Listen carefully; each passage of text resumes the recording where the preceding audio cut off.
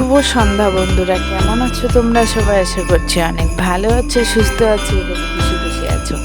আমরা অনেক ভালো আছি, সুস্থ আছি এবং খুশি খুশি আছি।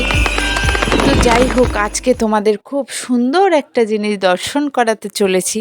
তো সবাই ঝটপট চলে আসো, আর আমার সঙ্গে সঙ্গে তোমরাও চলো দর্শন করে আসি মহাদেবকে।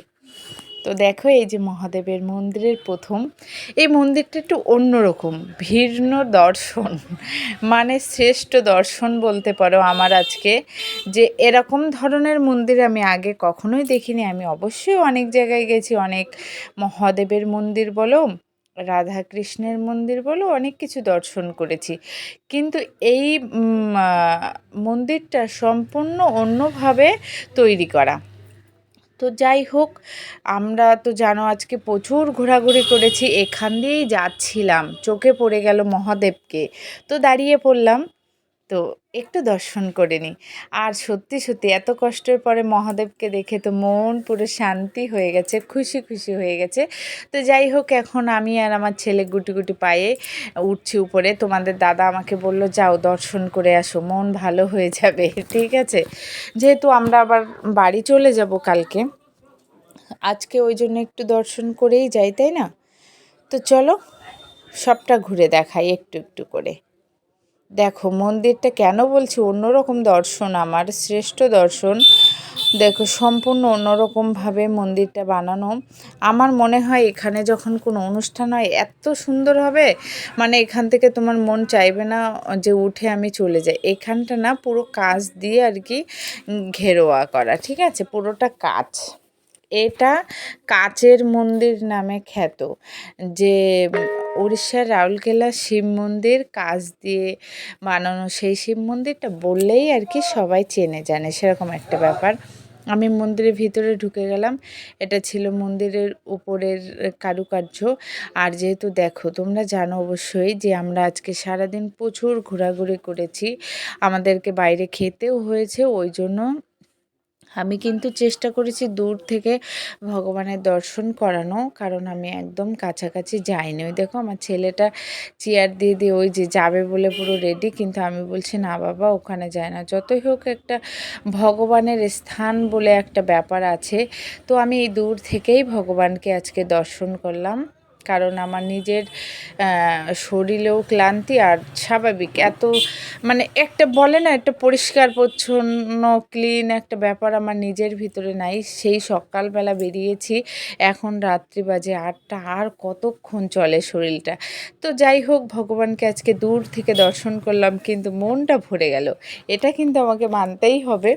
আমার সত্যি মনে হচ্ছে সারাদিন পর মন্দিরটা দর্শন করে মনটা আরও বেশি ভালো হয়ে গেল। সিঁড়ি ভেঙে যে কষ্টটা হয়েছিল, এখন সেই কষ্টটা লাঘব হয়ে গেল।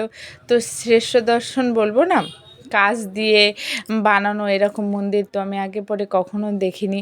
আর এই মন্দিরটা সম্পূর্ণ তোমরা খেয়াল করো যে একটু অন্য রকমভাবে কারুকার্য করে বানানো, ওই জন্য বেশি ভালো লাগছে। ওই সাইডে যেহেতু ঝর্নার জল পড়ছে, এই সাইডে সিঁড়িতে জল আসছে বলে বস্তা দিয়ে রেখেছে, ঠিক আছে। আমার মনে হয় মন্দিরটা বেশি দিন হয়নি, নতুন হয়েছে পুরো, কারণ আমরা আগে পরে রাউরকেল্লাতে এসেছি, এরকম দেখিনি। যাই হোক, আমি ঠিক বলতে পারবো না মন্দিরটা কবে তৈরি হয়েছে। আমার চোখে পড়লো, আমি একটু দর্শন করে আসলাম, আমার মন ভালো হয়ে গেল। যাওয়ার সময় মহাদেবকে আরেকটু দর্শন করে চলে আসলাম।